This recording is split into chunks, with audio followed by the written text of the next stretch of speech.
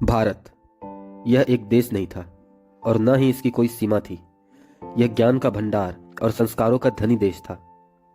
यह कहानी है एक पंछी की जिसके कई नाम हुए। यहाँ कभी खुशियों की कमी नहीं थी जब तक बाहरी आक्रांता यहाँ ना आए। कुछ ने इस पंछी को लूटा तो किसी ने अपनाया, पर फिर भी इसका दिल सबके लिए धड़कता था। फिर हुआ कुछ ऐसा कि इस पंछी की गरिमा धूमिल होती चली गई। उस पंछी के नसों में अंग्रेजों का जहर घुलने लगा। भारतीयों की जिंदगी में लगभग 200 साल का ऐसा सूर्यास्त हो गया जिसका असर आज भी दिखता है। बहुतों का कहना है अंग्रेजों ने हमें बहुत कुछ दिया।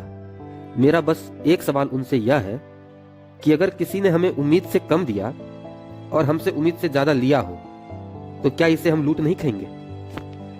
और अगर उन्होंने हमें बहुत कुछ दिया है तो उनमें से कुछ जालियांवाला बाग 13 अप्रैल 1919 का हत्याकांड है जिनमें सैकड़ों भारतीय मारे गए और कोई न्याय भी नहीं हुआ। रॉलेट एक्ट 1919 है जिसे हम बिना अपील, बिना वकील, बिना दलील के नाम से भी जानते हैं। इसे काला अधिनियम भी कहते हैं और साथ ही साथ हमारे वीर क्रांतियों को उम्र कैद और फांसी दी गई। ये सब भी अंग्रेजों का ही दिया गया है। फिर भी ये तो बात है जो किताबों में लिखी है। उसका क्या जिसका कहीं कोई नामो निशान ही ना हो। रेलवेज, टेलीफोन, स्टेशन, कार्स, क्या इन सब की कीमत हमारे हिंदुस्तानी भाइयों की जिंदगी से ज्यादा है? यह कहानी है वर्ल्ड वॉर 2 की। जब अंग्रेजी फौज युद्ध में व्यस्त थी और उन्हें खाने की कमी होने लगी तो अधिकारी भारत के बंगाल, मद्रास और विभिन्न इलाकों से अनाज जबरन बोरों में भरकर ले गए और भारतीयों को मरने के लिए छोड़ गए। और इसका असर यह हुआ कि सिर्फ बंगाल में 10 करोड़ से ज्यादा लोग भूखमरी का शिकार हो गए। ये तो बस अनुमानित आंकड़े। अंग्रेजों के समय एक भारतीय नागरिक की औसत जिंदगी 26.7 वर्ष से घटकर मात्र 21.6 वर्ष ही रह गई थी। 1880 के दशक में हर 1000 में से 37 लोग मर जाते थे, पर 1910 के दशक में यह बढ़कर 44 तक हो चुकी थी।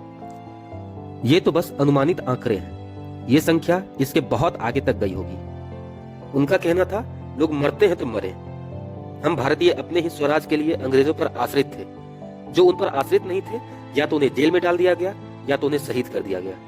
अंग्रेज 200 सालों में यहाँ से इतनी संपत्ति लूट के ले गए जिसका इस समय इतना वैल्यू है कि 8-10 चाइना और 3-4 अमेरिका भी बिक जाए और फिर भी कम पड़ जाएगा।